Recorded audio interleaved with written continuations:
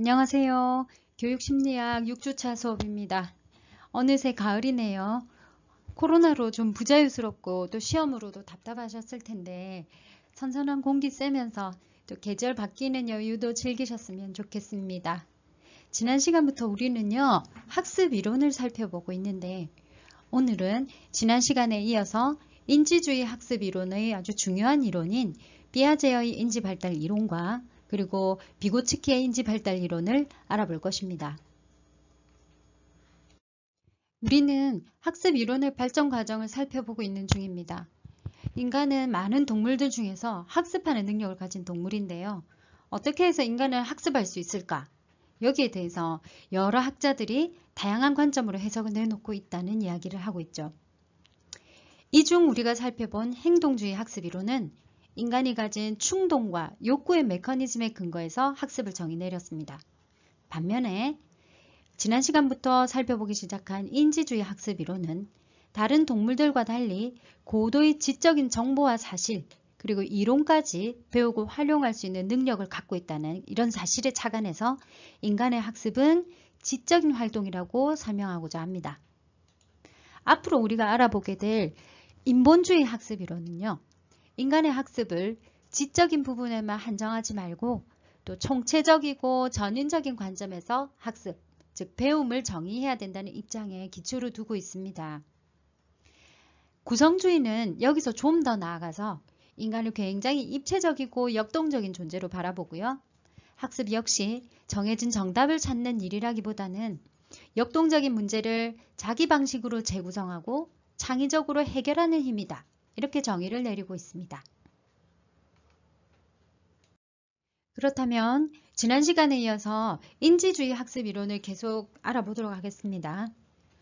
우리는 지금 행동주의 학습 이론과 인지주의 학습 이론을 특히 자세히 살펴보고 있는데요. 그 이유는 행동주의와 인지주의 학습 이론이 현재까지도 인간의 학습을 설명하는 가장 기본적이고 주류적인 입장이기 때문이라서 그렇습니다.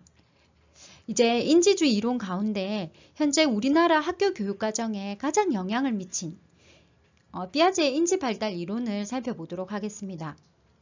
존 피아제는요, 스위스의 심리학자인데요.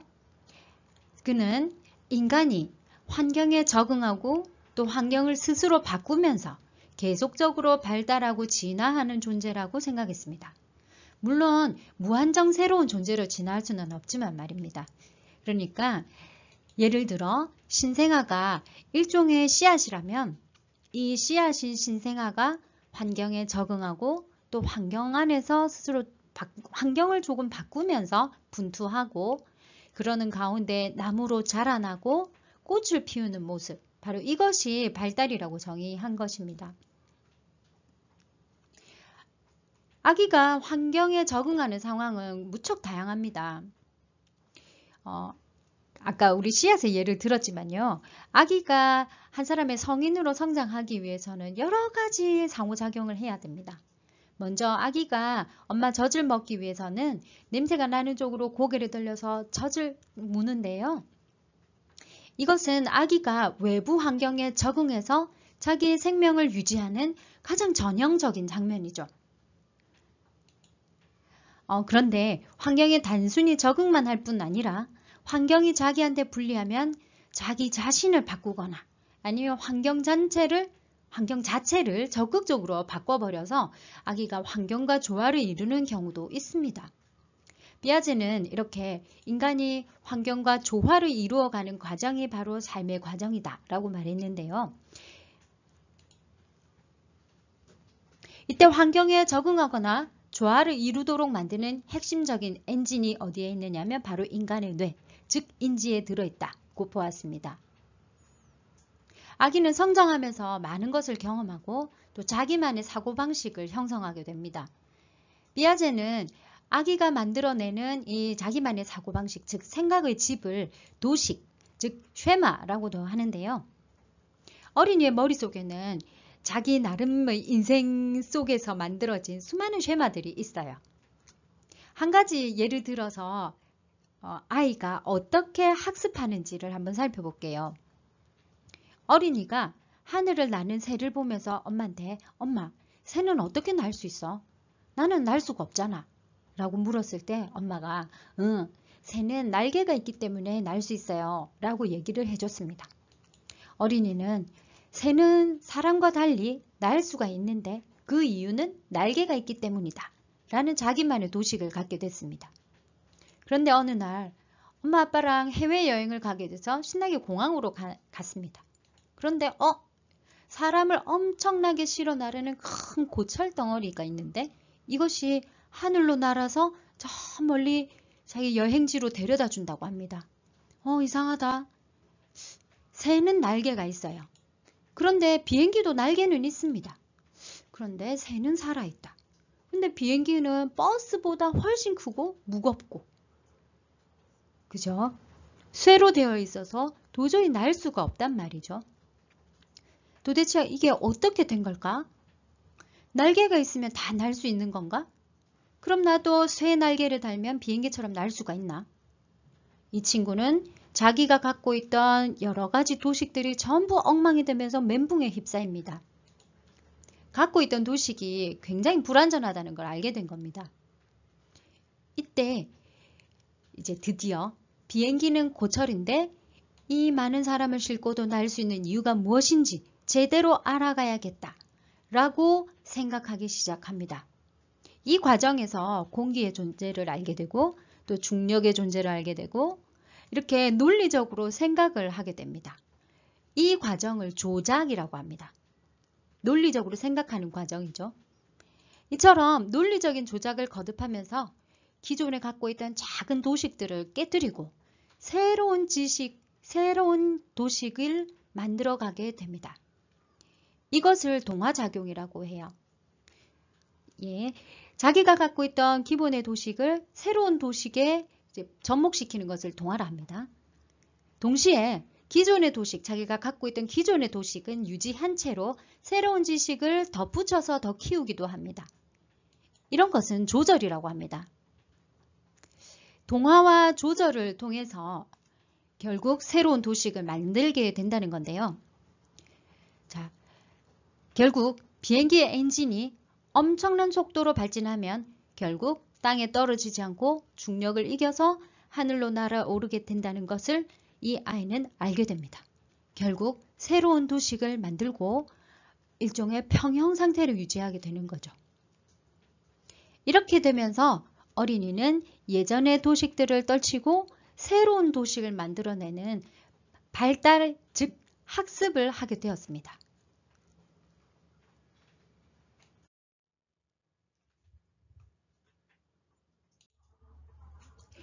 피아제 인지발달 이론을 설명하는 예화를 잠시 살펴봤는데요. 아까 언급된 여러 용어들을 다시 한번 확인해 보도록 할게요. 먼저 도식, 즉 쉐마가 있었죠. 도식이란 머릿속에 저장된 외부 세계에 대한 일종의 지식, 행동 유형, 가상적인 인지 구조를 말합니다. 아주 쉽게 표현하자면 자기만의 생각의 집이죠. 사고방식이라는 말로도 설명할 수 있을 겁니다. 그 다음 조작이란 논리적인 정신작용을 말합니다. 여러 가지 정보를 이어붙여서 논리적으로 체계를 만들어서 새로운 지식의 집을 만들도록 하는 절차를 말하죠. 기존의 도식이 새로운 도식으로 재구성되는 과정에서 발생하는 장애우는 크게 동화와 조절이 있는데요. 동화는 기존 도식의 새로운 대상을 받아들이는 인지 과정을 말하고요. 조절이란 새로운 대상에 맞게 자기의 도식을 바꾸는 인지 과정을 말합니다. 그리고 이 동화와 조절의 결과로서 얻어지는 것이 바로 평형화 상태입니다. 새로운 집을 지어서 안정된 상태를 말하는 거죠. 그런데 유의할 점은 이 평형화 상태는 완전히 안정된 상태, 완전히 끝난 상태가 아니라 또다시 새로운 도식을 만들기 위해서 부서지고 깨져서 더 큰 집으로 만들어지는 그런 특징이 있습니다.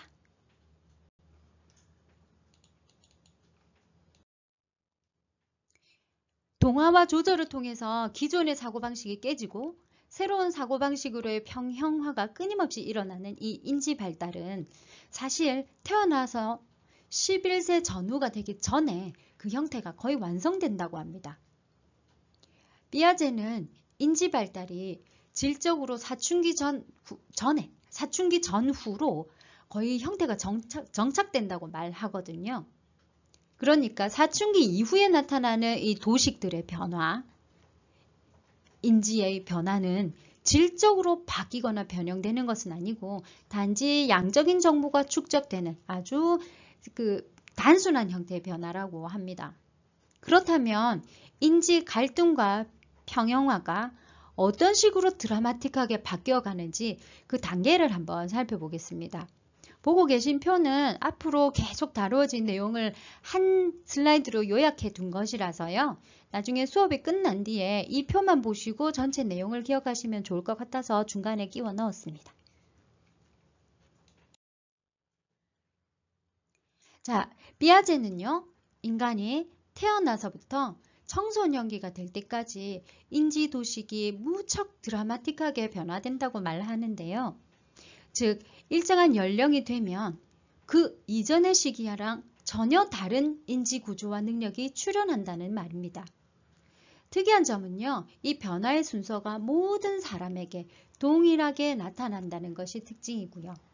물론 이 변화에 도달하는 나이가 아주 전부 다 똑같을 수는 없습니다. 약간의 개인차들은 있지만요. 평균적으로는 거의 같은 시기에 나타난다는 겁니다. 그러면 이 변화의 단계를 크게 4단계로 구분해 두었는데 각각 어떤 특징이 있는지 살펴보도록 하겠습니다.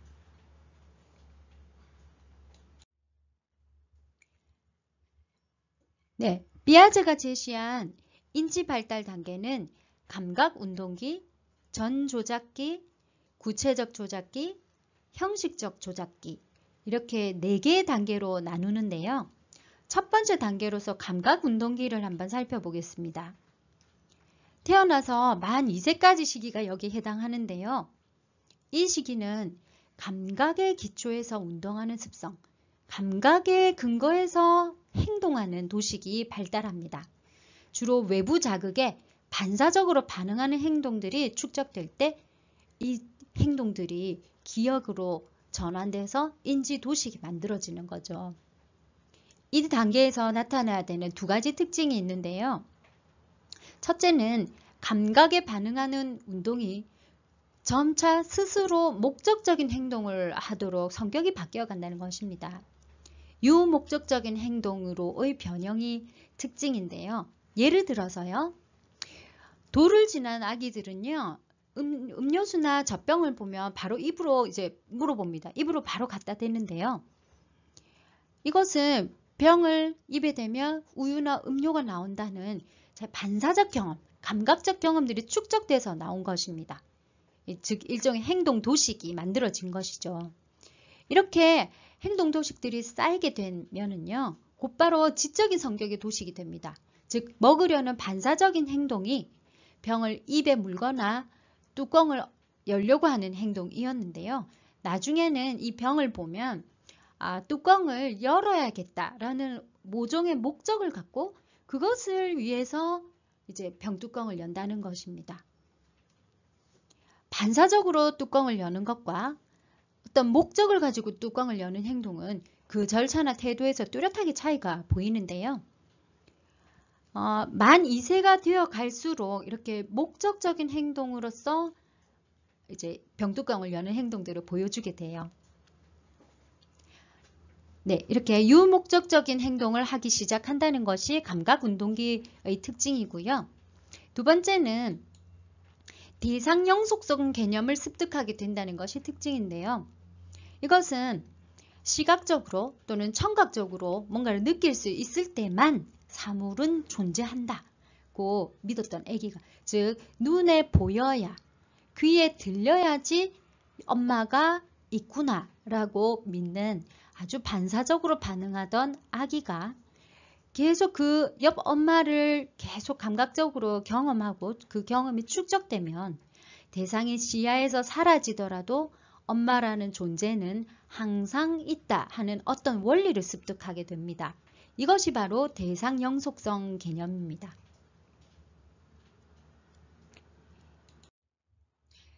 네, 이 대상 영속성 개념을 갖고 실험을 한 것인데요. 완전히 갓난 아기네요. 이 아기한테 귀여운 인형을 보여주고 주의를 끌었습니다. 이제 아기는 인형에 반응하죠. 그러다가 인형 앞에 종이를 탁 씌워서 보이지 않게 만들면 아기는 금세 자기 앞에 인형이 있었다는 사실을 기억하지 못하고 아주 반응을 안 하게 됩니다. 아직 대상 영속성 개념이 습득이 되지 않은 상태인 겁니다. 아기들에게 엄마가 보통 깍꿍놀이를 잘 하는데요. 이것도 대상 영속성 개념이 습득됐는지 알아보는 좋은 방법입니다.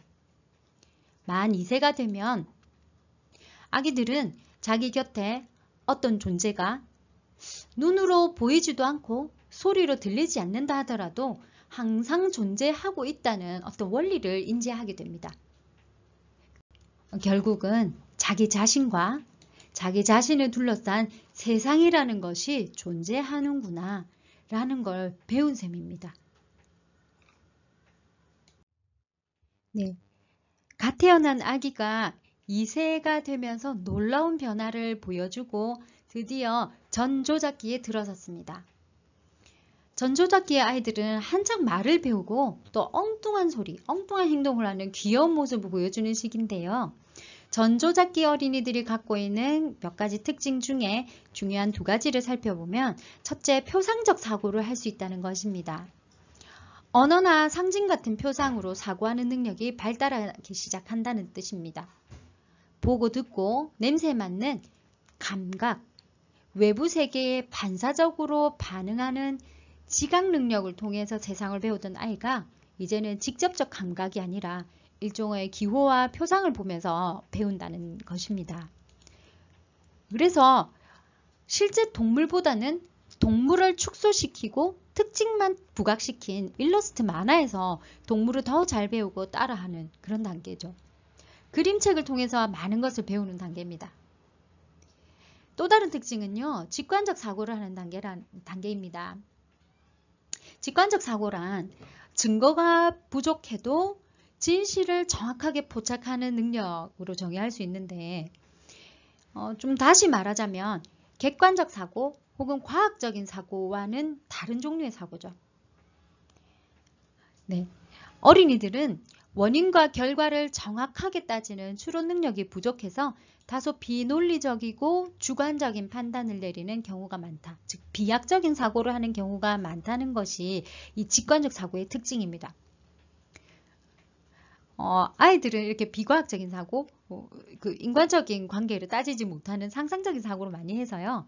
아이들한테 귀신이 나타날 것 같으면 번개맨을 외쳐라고 가르쳐주면 아이들은 정말 진심을 다해서 힘껏 무서울 때마다 어두워지면 이는 힘껏 번개맨 하고 소리를 칩니다. 이것은 이 당시의 어린이들이 할 수 있는 최선의 반응이고 가장 이성적인 반응입니다. 표상적이고 직관적인 사고를 통해서 세상을 배우기 때문에 아이들은 이렇게 반응한다는 거죠. 네. 이 시기 어린이들은 아까도 말씀드렸듯이 그림책과 애니메이션을 가장 좋아하고 여기서 세상을 배우는 시기이기도 합니다. 전조작기 어린이들이 개념과 표상 또는 상징을 통해서 무언가를 배워가는 단계이긴 하지만 이걸 제대로 활용하는 능력은 아직 부족하다는 것을 보여주는 실험이 바로 그림으로 보시는 보존 실험입니다. 자, 상징과 개념을 다루기 시작하지만 이것을 인과관계를 따지면서 과학적으로 생각하는 힘은 부족하다는 거죠. 자, 이 실험을 한번 보실게요. 이 어린이는 2개의 넓적한 통 안에 들어있는 스프를 바라보고 있습니다. 제일 왼쪽 그림이죠. 양이 똑같네요. 그런데 한쪽의 내용물을 아주 길고 좁은 통 안에 옮겨 담고 있습니다. 자, 옮겨 담는 걸 지켜보고 있죠. 자, 그렇게 해서 자, 이제 다른 모양의 통, 두 개의 통을 갖게 됐습니다. 자, 어린이한테 질문합니다. 통 안에 든 스프의 양 어느 쪽이 더 많을까요? 라고 했을 때 놀랍게도 어린이는 길고 좁은 쪽의 스프가 훨씬 많다고 합니다. 아직 양과 면적이 호환된다는 사실, 즉 원인과 결과를 명확히 익히지 못한 상태인 거죠. 전조작기 어린이의 또 다른 특징들이 있습니다. 바로 자아중심성과 중심화 사고 경향인데요. 이 두 가지는 다소 유사한 특성입니다. 한마디로 말하자면, 즉 자기의 시각이 정답이다 라고 보거나 자기가 관심 갖고 있는 부분만이 사실이라고 여기는 특성입니다. 자기의 관점에서만 세상을 바라볼 수 있어요. 타인의 관점을 이해할 수가 없습니다. 자, 여기 그림을 보시면은요, 진흙으로 만든 산이 있습니다. 이 산을 가운데 두고 어린이를 A의 자리에 앉혔습니다. 그 다음 산이 어떻게 보이는지 말해달라고 하면은 아이는 자기 눈앞에 보이는 대로, 즉 A 위치에서 보이는 대로만 설명할 수 있습니다. B와 C의 상태는 상상도 할 수 없습니다. 이 사실을 좀 더 쉽게 확인한 하나의 실험이 있었는데요. 제가 말로 좀 이야기를 해드릴게요. 어떤 테이블에 빵귀대장 뿡뿡이하고 어린이를 서로 마주보고 앉힙니다. 그리고는 뿡뿡이 뒤쪽에 엄마를 세워둡니다. 그 다음 엄마한테 질문하는데요. 친구야, 너는 지금 뿡뿡이에 어떤 것이 보여? 라고 물어보면 어린이들은 거의 대부분이 뿡뿡이 눈이 보인다고 합니다. 그때 친구야, 그럼 엄마는 뿡뿡이에 어디가 보이실까? 라고 물어보면 이 시기 어린이들이 거의 다 눈 혹은 얼굴, 입 이렇게 이야기합니다. 엄마 입장에서는 뿡뿡이의 뒤통수나 엉덩이가 보이는 게 정상인데요. 이제 어린이는 그런 타인의 관점에 대해서 이해할 수가 없는 것입니다. 그런데 이런 특성이 전조작기 어린이한테만 있는 건지 어른들에게서도 이런 경향은 종종 볼 수 있는데요. 확증 편향이라는 용어 들어보셨죠? 자기의 관점에서, 즉 자기의 인지 구조 안에서 세상을 바라보면 다른 사람의 인지 구조에서 바라봐진 세상은 전혀 이해할 수가 없는 것이 됩니다. 우리나라에서 너무 지금 자주 이제 경험되는 현상이라서 이 자아 중심성이 과연 전조작기 7살 이전의 어린이들에게만 보여지는 것인지 한번 생각해 볼 만하죠. 또 이 시기는 자기중심성과 중심화가 강한 시기이기 때문에 세상에 존재하는 것들이 전부 사람을 위해서 또는 자기를 위해서 존재한다고 믿는 인공론적 사고 경향이 강하고요. 나아가서 무한론, 즉 애니미즘적 사고도 강력한 단계입니다. 앞서 보셨듯이 이 시기 어린이들은 과학적이고 객관적인 사고가 되기 이전이기 때문에 생명이 없는 대상물에게 자기 생명과 감정을 부여하고 또 대화하고 자기 감정을 쏟아붓곤 하죠. 이 시기 어린이들이 이제 자기가 좋아하는 펭수, 뽀로로, 듀리를 세탁기로 돌리거나 창고에 넣어버리면 굉장히 고통스러워하고 분통을 터뜨리는 이유가 다 있습니다. 인사이드 아웃이란 영화 한 장면인데요. 보신 분들도 많으시죠? 사춘기가 시작된 어떤 소녀가 이제 아주 큰 상실감을 겪고는 이제 기쁨을 완전히 잃어버렸는데요. 이 기쁨을 다스리는 부분은 인지입니다. 그래서 기쁨을 회복하고 이 감정을 다스리는 인지가 어떻게 구성되어 있는지를 보여주는 그런 굉장히 재밌는 영화였습니다. 지금 이 장면은요, 주인공 소녀한테 굉장히 오래된 상상 친구가 한 명 있었죠. 빙봉인데요. 이 빙봉을 완전히 망각으로 떠나보내는 장면입니다. 이제 어린 시절의 기억들을 완전히 소거해야 다음 단계로 성장할 수 있기 때문에 그렇거든요. 우리가 아주 어릴 적에 이제 세상 모든 것을 같이 공유하던 소중한 상상 친구 혹은 어떤 인형 이런 것들이 있었는데 어느 날 어른이 되면 이런 것들을 완전히 잊어버렸구나라는 걸 이제 경험한 적이 있습니다. 그렇죠? 이렇게 인지가 발달하는 과정에서 물환론적 사고가 쇠퇴하는 모습, 그죠? 다음 단계로 성장하기 위해서. 형식적 조작기로 나아가기 위해서 무활론적 사고를 쇠퇴시키는 모습을 굉장히 감동적으로 표현한 장면이라서 같이 한번 살펴봤습니다. 전조작기를 넘어선 아이들은 이제 구체적 조작기 단계로 성장합니다. 아이들은 직접 경험하고 보고 듣는 기회들을 계속 축적하는 가운데 논리적으로 원인과 결과를 찾는 능력들을 가지기 시작합니다. 전조작기 어린이들과 달라진 가장 큰 특징이 바로 이 논리적으로 원인과 결과를 찾는 능력인데요. 구체적으로 나타나는 특징은 가역성 개념과 보존 개념을 획득한다는 것입니다. 아까 2개의 통에 스프를 담아놓고 양이 어느 쪽이 많은지 물었던 실험이 기억나시죠?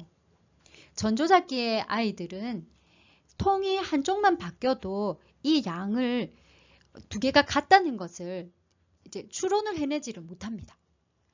그런데 구체적 조작기가 되면 넓적한 통에 담겨있던 스프를 길쭉한 통으로 옮겨 담은 뒤에 어느 쪽이 더 많은지 물어보면 100%가 그 양은 똑같다라는 답을 합니다.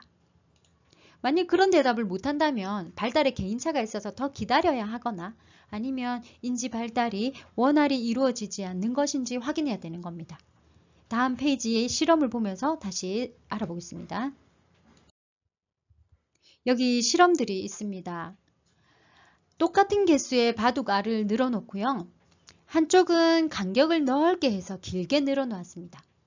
개수가 같은가? 라고 질문했을 때 개수가 거리에 영향을 받지 않는다는 가역성 개념과 또 보존 개념을 획득한 어린이는 거리가 뚝뚝 떨어져 있더라도 개수는 똑같다라고 답할 수 있습니다.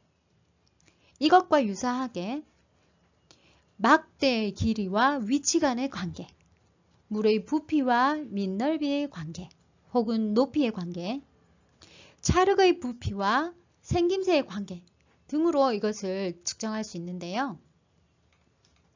가역성과 보존 개념에서 나타나는 또 다른 특징이 있다면 이 개념들도 나이에 따라서 획득되는 시기가 달라진다는 것입니다. 나이가 연령대가 전조작기에 가까울수록 수, 질량, 길이, 그리고 용액 부피, 면적, 고체 부피 순서로 그 개념들이 논리적으로 발달됩니다. 거의 형식적 조작기에 가까워진 15살 정도가 되면 고체의 부피가 찌그러져도 원뿔이 원기둥이 되고, 그죠? 네, 삼각뿔이 되더라도 부피에는 변화가 없다는 개념을 획득을 하게 되는 것입니다. 네, 이렇게 개념 간의 인과관계를 잘 알기 때문에 개념과 요소들을 유목화하고, 즉 정리하고 차례를 이제 만들 수 있다는 것이죠. 유목화하고 또 서열화하는 능력이 생겨납니다. 이것이 구체적 조작기의 또 다른 특징이고요. 또 다른 특징으로 탈중심화가 있는데요. 아까 전조작기 어린이 실험 이야기 하나 들려드렸는데 뿡뿡이를 바라보는 어린이의 관점에 대해서 이제 말씀드렸었죠. 전조작기, 즉 만 2세부터 7세가량의 어린이는 자기가 보는 장면을 다른 사람들도 똑같이 본다고 생각했습니다. 네, 그래서 엄마는 뿡뿡이의 등이 아니라 엄마도 자기처럼 뿡뿡이 얼굴을 본다고 말했죠. 그런데 이 구체적 조작기에 들어선 어린이는 엄마가 뿡뿡이의 등과 뒤통수, 엉덩이를 본다고 정확하게 이야기할 수 있습니다. 네, 드디어 성인기 사고 직전의 단계인 형식적 조작기에 들어섰습니다. 이 시기 아동들은 청소년기에 해당하는 만 11세, 즉 초등학교 5, 6학년 시기를 시작점으로 해서 특징들을 나타내는데요. 이 시기는 직접 경험하고 보고 듣지는 않았더라도 추상적으로 문제를 생각하고 어떤 근본적인 원리, 근본적인 시작점을 도출하는 능력이 생겨납니다. 나름 자기 자신만의 원리 원칙을 도출하는 시기라고 할 수 있는데요. 이 시기는 구체적 조작기에 인과적이고 과학적인 사고는 기반으로 하되 거기에 바탕에서 스스로 가설을 세우고 이론을 만들어 보려는 단계입니다. 자기만의 과학적 세계를 만드는 단계인 거죠. 따라서 추리 역시 귀납과 연력 모두를 사용하는 그런 조합적인 추리를 하게 되고요. 도형, 기호, 언어, 비유 등이 더 강해집니다. 구체적으로 경험한 수많은 실제적 정보들을 기호나 공식 등으로 압축해서 이해하는 능력이 생긴 겁니다. 그리고 세상을 바라보는 관점이 넓어지고 또 세상을 압축해서 이해할 수 있고요. 관조적으로 바라보는 것도 이 시기의 특징입니다. 청소년기의 특징, 주변인, 그쵸? 자기중심성 있죠. 그런데 청소년기의 자기중심성은 앞으로 좀 더 살펴보겠지만 전조작기의 자기중심성과는 전혀 다릅니다. 객관화시켜서 세상을 바라보고 자신을 세상과 동일시하지 않는 자기중심성, 관조하는 습성, 이것이 청소년기의 자기중심성의 특징이거든요. 청소년들이 유달리 시를 많이 쓰고 또 철학자들의 말을 잘하고 힙합 가사를 쏟아내는 이유도 다 여기에 있습니다. 추상적인 사고, 조합적인 사고, 그리고 가설적인 사고라는 청소년들의 모습을 보고 계신데요. 특히 이 중2병이 심해진 한 소년의 모습을 보고 계십니다.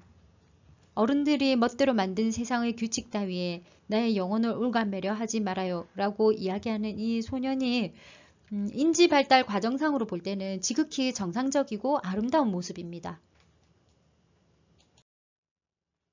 네, 복잡한 그림이 보이시죠? 4개의 액체병과 1개의 시약을 조합해서 황색의 액체를 만드는 것이 실험 주제입니다.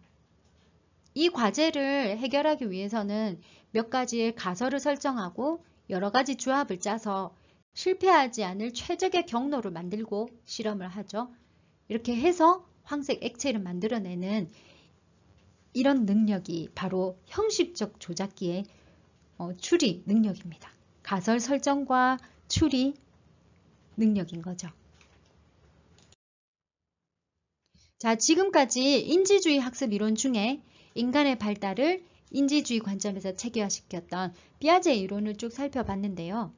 피아제 학습 이론은 우리나라 교육과정, 학교 제도, 그리고 교과서를 쓰는 원리로 적용된 굉장히 중요한 이론이고 우리 생활에도 영향을 많이 미치는 이론입니다. 특히 피아제 이론이 시사하는 바가 있다면 우리 교육이 아동의 사고, 즉 인지를 발달하도록 키워주는 교육이어야 된다는 것. 그리고 발달 단계에 맞게 교육해야 된다는 것들이 있죠. 그렇지만 비판점도 많습니다. 특히 이론의 허점에 대한 비판이 많은데요. 첫째는 감각운동기, 전조작기 유아들의 인지 능력을 지나치게 과소평가한다는 것입니다. 너무 비과학적이고 안목이 좁고 발달이 덜 되어서 어떤 객관적인 판단도 못한다는 주장으로 너무 비약되기 때문입니다. 그렇지만 어린이가 스스로 가설을 세우고 또 어설프나마 이론도 만들 수 있다는 것은 다른 심리학자들이 반박해 놓은 사례들이 꽤 많습니다. 대표적인 입장이 있다면 지난 시간에 경험주의 교육 과정을 우리가 훈련 지도 실습 시간에 이제 좀 같이 공부했는데요. 경험주의 교육 과정론자인 존 듀의 이론이 발전되면 어린이도 스스로 가설을 세우는 과학적 사고를 한다는 이론으로 발전됩니다. 유아기에는 과학을 못하지만 형식적 조작기가 넘어서야지 제대로 과학을 할 수 있다는 것은 완전히 잘못됐다는 거죠. 네, 비고츠키 역시 피아제 이론에 굉장히 반박을 하는 이론이고요.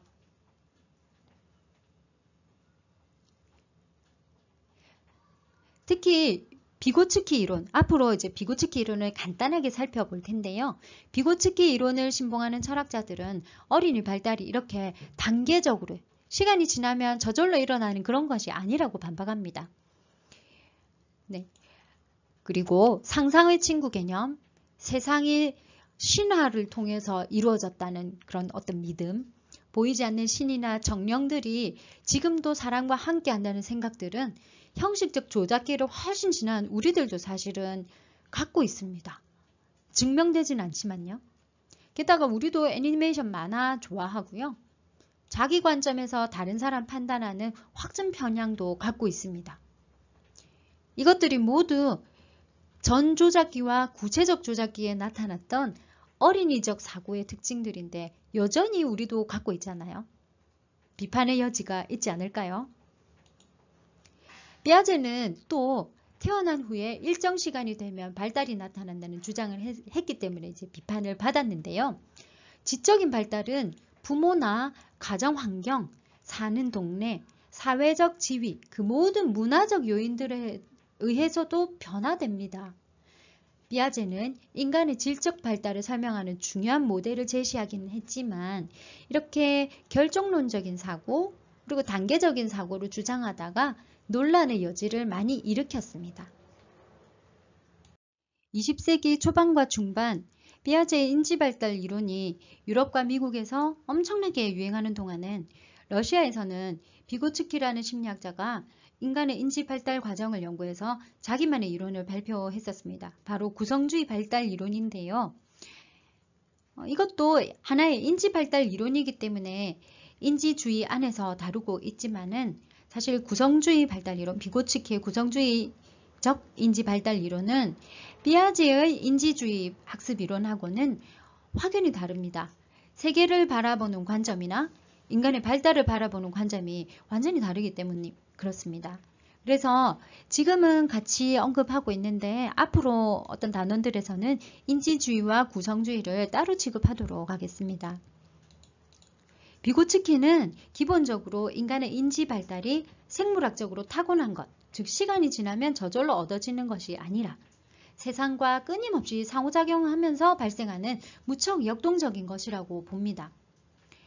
우리가 피아제의 인지 발달을 애초에 동화와 조절의 역동적인 평형화 과정이라고 보았을 때는 피아제나 비고츠키 모두 인간을 환경과 끊임없이 상호작용하고 분투하는 존재로 정의는 하고 있죠.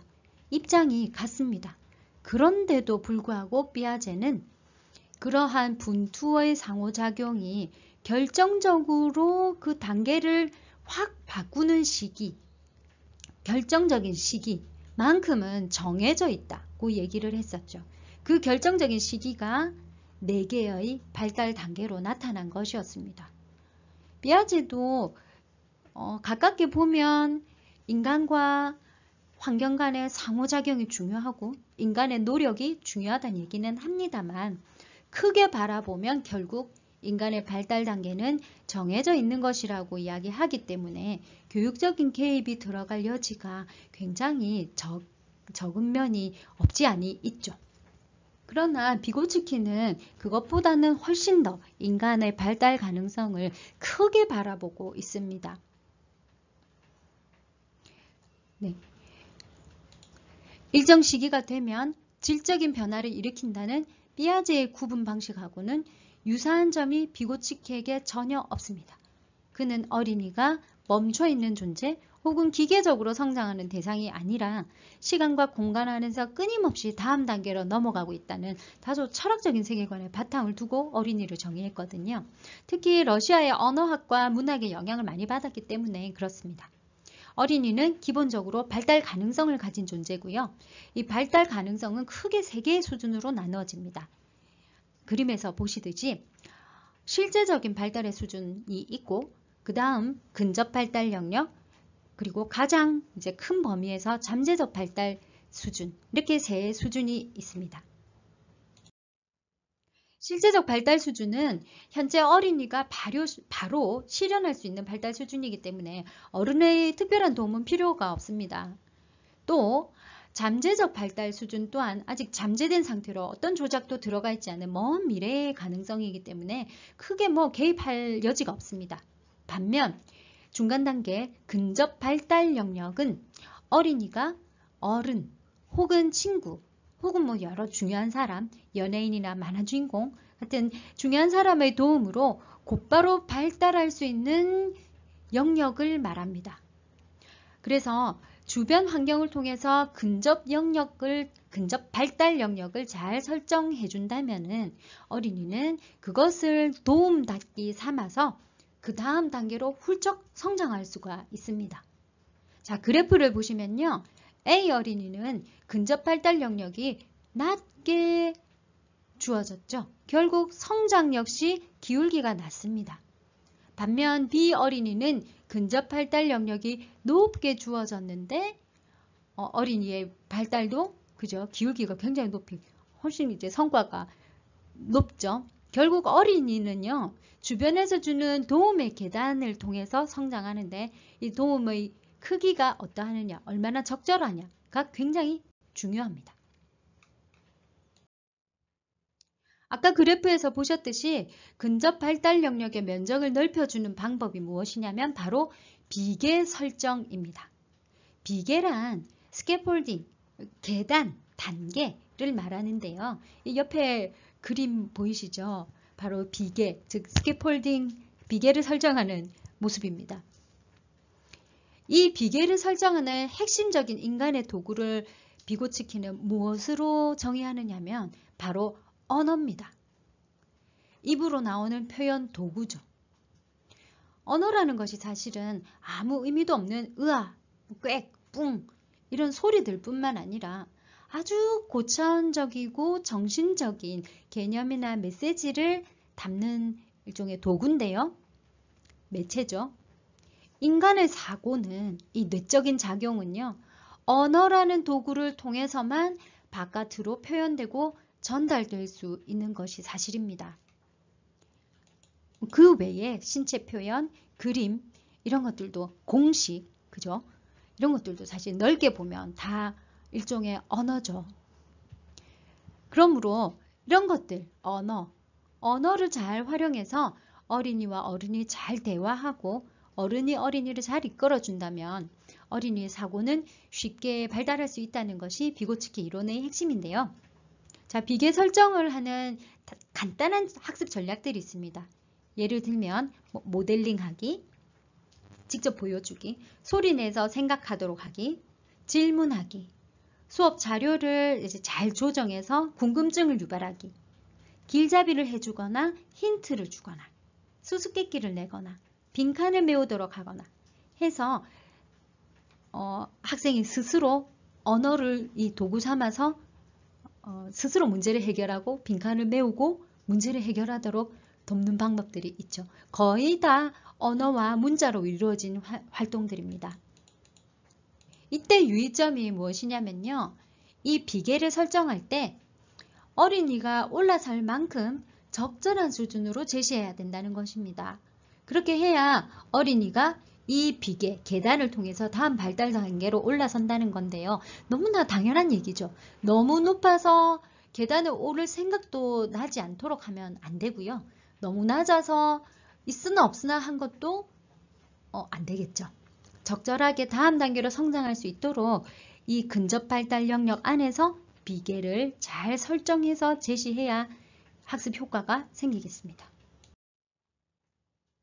아까도 말씀드렸듯이 비고치키는 어린이의 인지 발달을 촉진시키는 핵심적인 매체가 바로 언어라고 말했습니다. 인간은 단순히 기계적으로 발달하는 유기체가 아니라 주변 환경과 미세하게 상호작용하면서 끊임없이 성장하는 존재이기 때문인데요.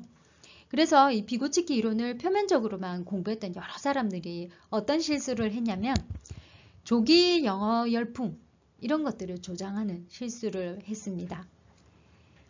그러나 아까도 확인했듯이 중요한 것은 비계를 적절히 설정하는 것이지 얼마나 더 빨리 가르치는 것이 중요하지는 않습니다. 교사나 성인은 어린이가 충분히 흥미있게 받아들일 수 있도록 근접 발달 영역 안에서 잘 활동해 주어야 합니다. 정말 중요한 요소는 그래서 이 아이, 한 개개인 아이가 근접 발달 영역을 어느 정도 보유하고 있는지를 포착하는 것입니다. 제대로 아이의 특성을 모르는 채 비계를 아무렇게나 제시할 수 없다는 말이죠. 비고치키 이론의 가장 큰 시사점은 지적인 발달이 결정되어 있는 것이 아니라 촉진될 수 있다는 것입니다. 그래서 여기서 생각할 수 있는 점은 교사는 어린이가 스스로 답을 완성하고 새로운 문제를 찾아 나가도록 안내하는 사람, 또 적절히 계단을 만들어주는 사람이죠. 정답을 주입하거나 암기시키는 사람도 아니며 반대로 지나치게 빨리 발전하기 위해서 재촉하는 사람도 아니라는 것입니다. 네, 비고츠키 이론이 보여주는 우리 교육적 시사점입니다. 시사하는 바가 있죠. 이런 장점에도 불구하고 비고츠키가 받는 비판도 많습니다. 바로 유럽, 특히 러시아 문화권에 기반한 연구를 했기 때문에 아시아나 아메리카 문화에서의 교육을 잘 모른다는 것입니다. 비계 설정의 방법이나 전략도 완전히 다르겠죠. 그리고 피아제보다는 어린이의 발달에 대해서 과학적이고도 구체적인 그 설명이 너무 부족합니다. 그래서 좀 허술하다는 평가도 듣고 있고요. 또 다른 점은 이제 사회 문화적인 환경을 워낙 강조하다 보니까 열악한 환경 안에서도 스스로 역경을 딛고 학습하는 이제 특수한 사례들이 의외로 많은데 이런 사례들은 전혀 설명하지 못한다는 단점이 있습니다. 자, 지금까지 우리는 행동주의와 인지주의 학습 이론을 알아봤습니다. 꽤 먼 길을 달려왔는데요. 두 행동주의의 특성을 다시 짚어보면 행동주의는 학습이 외적인 요소에 동기를 두고 시작된다는 특징이 있습니다. 주로 상과 벌이 되겠죠. 그리고 행동이 변화했을 때를 학습이라고 정의합니다. 학습이 일어나는 핵심 메커니즘은 자극과 반응 혹은 행동과 보상의 연결이라고 하죠. 자, 반면에 인지주의는 학습의 동기가 내적인 것, 즉 학습하고 싶다는 욕망 그 자체에 있습니다. 모르면 알고 싶고 빈대는 채우고 싶고 문제가 있으면 해결하고 싶은 그 욕구 자체 말입니다. 어떠한 다른 상과 벌이 필요하지 않습니다. 인지주의의 특징이죠. 그리고 인지주의에서 학습이란 행동의 변화보다는 사고방식, 인지구조 변화에 있습니다. 자, 이렇게 두 가지 패러다임은 세상과 인간 그리고 학습을 바라보는 관점에서 판이하게 다르기 때문에 부딪히는 부분이 많습니다. 여러분은 행동주의 학습 이론이 마음에 드시나요? 아니면 인지주의가 마음에 드시나요? 둘 다 한쪽 입장만 취하기는 어려운 게 현실입니다. 적절히 종합해서 잘 받아들이고 잘 활용해야겠습니다. 우리가 현실 세계에서 이 원리들을 필요에 따라 잘 사용한다면 이 두 이론 모두에 큰 도움을 받을 수 있을 겁니다. 자, 오늘의 수업은 여기까지입니다. 수업 내용을 질문으로 구성했는데요. 슬라이드만 잘 읽어보시면 답을 금방 찾을 수 있을 겁니다. 수고 많으셨고요. 다음 주에 뵙겠습니다.